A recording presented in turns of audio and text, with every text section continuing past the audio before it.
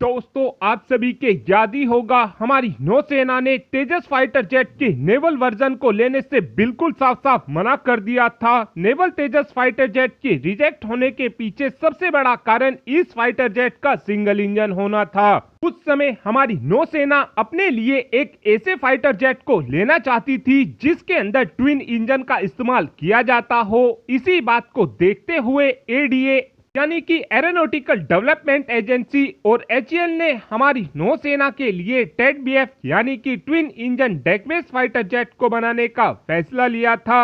और अब इसी टेडबीएफ फाइटर जेट को जल्द ही हमारी डिफेंस एक्विजिशन काउंसिल की तरफ से अप्रूवल भी दिया जाएगा। इस बीच आज डीआरडीओ के चीफ की तरफ से बोला गया है कि इस समय हमारी नौसेना के पास 10 के आसपास नेवल तेजस फाइटर जेट मौजूद होने चाहिए और हमारी नौसेना को तेजस फाइटर जेट के नेवल वर्जन को जरूर खरीदना चाहिए।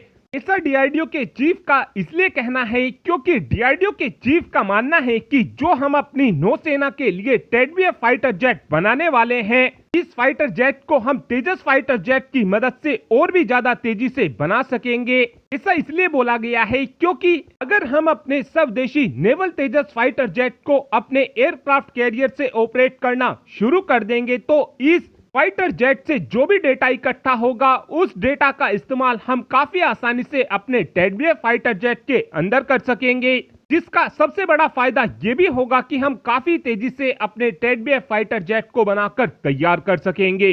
इस समय ये भी बताया जा रहा है कि हम हमारे टेडबीएफ फाइटर जेट के ट्विन सीटर वर्जन को नहीं बनाएंगे। किसी भी फाइटर जेट के ट्विन सीटर वर्जन को इसलिए बनाकर तैयार किया जाता है ताकि पायलट को ट्रेनिंग दी जा सके। टेडबीएफ फाइटर जेट के ट्विन सीटर वर्जन को न बनाने का फैसला इसलिए भी लिया गया है क्योंकि हम अपने नेवल तेजस फाइटर जेट की मदद से ही अपने पायलट को ट्रेनिंग दे सकेंगे। इसीलिए हमको टेडबीएफ फाइटर जेट के ट्विन सीटर वर्जन की जरूरत नहीं पड़ेगी। तो हमारा टेडबीएफ फाइटर जेट होने वाला है ये 4.5 जनरेशन का फाइटर जेट होने ही वाला है। और बताया ये भी जा रहा है कि हमारे टेडबीएफ फाइटर जेट के अंदर कुछ ऐसी भी टेक्नोलॉजी का इस्तेमाल किया जाएगा जिनका इस्तेमाल हम हमारे एमका फाइटर जेट में करने वाले हैं, क्योंकि इस समय प्लानिंग ये की जा रही है कि हमारे टेडबीएफ फाइटर जेट के अंदर इलेक्ट्रॉनिक को पायलट लगा होगा। और इस इलेक्ट्रॉनिक को पायलट का हमको सबसे बड़ा फायदा जब होगा जब हमारे पायलट किसी भी मिशन के दौरान जाएंगे। उस समय ये को पायलट हमारे पायलट को फाइटर जेट को हैंडल करने में काफी ज्यादा मदद करेगा। साथ में इसी को पायलट की मदद से हम हथियारों को भी काफी आसानी से दुश्मन देश के ऊपर फायर कर सकेंगे।